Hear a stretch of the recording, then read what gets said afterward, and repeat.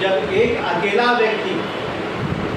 अकेला सिंगल व्यक्ति कोई बिजनेस को स्टार्ट करता है और सारा बिजनेस से प्रॉफिट होता है, सारा प्रॉफिट उसका होता है, जो भी रिस्क होता है सारा रिस्क उसका होता है, उसको सोल प्रोप्राइटरशिप कहते हैं।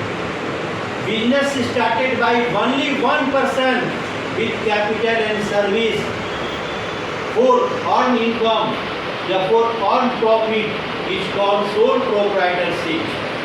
मान लीजिए हम अकेले आदमी हैं, हम चाय दुकान खोले, ध्यान समझिएगा, हम चाय दुकान खोले, खुद चाय बना रहे हैं, खुद चाय कस्टमर को दे रहे हैं, खुद प्लेट और गिलास भी धो रहे हैं, खुद कस्टमर से पैसा भी ले रहे हैं, सारा काम हम कर रहे हैं। All activity done by only one person is called sole proprietorship. समझना है कि नहीं? जल्दी से सुनिए, जब एक अकेला व्यक्ति स्वयं पूंजी लगाकर और मेहनत लगाकर सारे काम को करता है और लाभ कमाता है, उसे एकाकी स्वामित्व कहते हैं, इंग्लिश में सोल प्रोप्राइटरशिप कहते हैं। Business started by only one person with capital and service for earn profit is called sole proprietorship.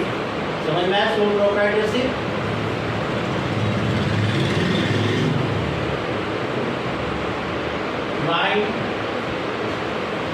Hindu family business संयुक्त हिंदू परिवार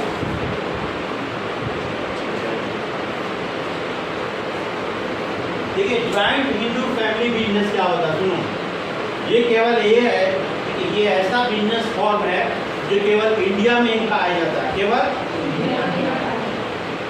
भारत में ऐसा नियम बनाया गया है कि हिंदू परिवार के सभी सदस्य एक साथ मिलकर कोई व्यवसाय कर सकते हैं। समझना है कि नहीं? कोई व्यवसाय कर सकते हैं, उसको हम क्या कहेंगे? लोग ज्वाइंट हिंदू फैमिली बिजनेस कहेंगे, संयुक्त हिंदू परिवार व्यवसाय कहेंगे। संयुक्त हिंदू परिवार व्यवसाय ये केवल हिंदू रिलीजन में है, मुस्लिम रिलीजन में नहीं है, ठीक है, बुद्धिज्म में नहीं है, ठीक है, ईसाई में नहीं है, क्रिश्चियन में नहीं है, ये सब नहीं है, सिख में नहीं है, ये केवल हिंदू में ही है। समझना कि नहीं? जैसे आप लोग एकता कपूर का बहुत सारा धारावाहिक देखते होंगे, दादा चाचा चाचा चाची बेटा फूफा फूफी के बिजनेस में लगा है, वो क्या है? सोल प्रोप्राइट। वो क्या सुनिए, वो मेरा ज्वाइंट हिंदू फैमिली बिजनेस है। ज्वाइंट हिंदू फैमिली बिजनेस मतलब हिंदू परिवार के, एक ही परिवार के सभी सदस्यों द्वारा जब कोई व्यवसाय को रन किया जाता है तो उसे हम कहेंगे joint Hindu family business, Hindu संयुक्त हिंदू परिवार व्यवसाय। समझना है कि नहीं? इसके जो मेन व्यक्ति होता है, जैसे मान लो मेरे बाबूजी, ठीक है, मेरे बाबूजी के हम लोग 2 बेटा हैं। समझना है नहीं? अब मेरा मान लीजिए मेरा एक बेटा, एक मेरे भाई का 2 बेटा है, मेरा एक बेटा और एक बेटी। समझना है कि नहीं? अब सब आदमी हम लोग इन्वॉल्व है एक ही बिजनेस में। समझना, सब आदमी हम लोग इन्वॉल्व एक ही बिजनेस में है, जिसको लोग बोलेंगे ज्वाइंट हिंदू फैमिली बिजनेस। और जो मेरे दादाजी हैं, ये जो मेरे बाबूजी हैं, समझना कि मेरे बाबूजी जो हैं वो हो गए हेड ऑफ फैमिली। वो क्या हो गए? परिवार के मुख्य हो गए।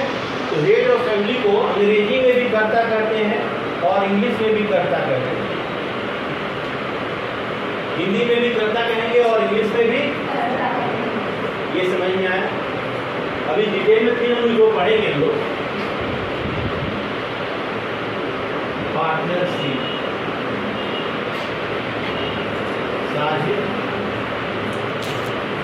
पार्टनरशिप इसको हिंदी में लोग कहते हैं साझेदारी। पार्टनरशिप इसको हिंदी में क्या कहते हैं? साझेदारी। और legal business started by 2 person और more than 2 person with capital and service for a raising gain is called partnership. और legal business started by 2 person और मोर देन 2 पर्सन, 2 पर्सन और more than 2% with capital and service, with capital and service, capital मतलब पैसा, service मतलब मेहनत, समझ में कि with capital and service for raising gain, for लाभ कमाने के लिए, तो उसको हम कहेंगे पार्टनरशिप, साझेदारी कहेंगे। क्या कहेंगे उसको लोग? समझ में आया? पार्टनरशिप कम से कम 2 आदमी होने चाहिए। मान लीजिए 2 आदमी हैं, ये हम और ये पार्टनर हैं, मेरा हैप्पी बर्थडे हो गया, तो अकेले बजे पार्टनरशिप खत्म। पार्टनरशिप में कम से कम 2 आदमी की जरूरत होती है। हैप्पी बर्थडे को तो समझ में आया?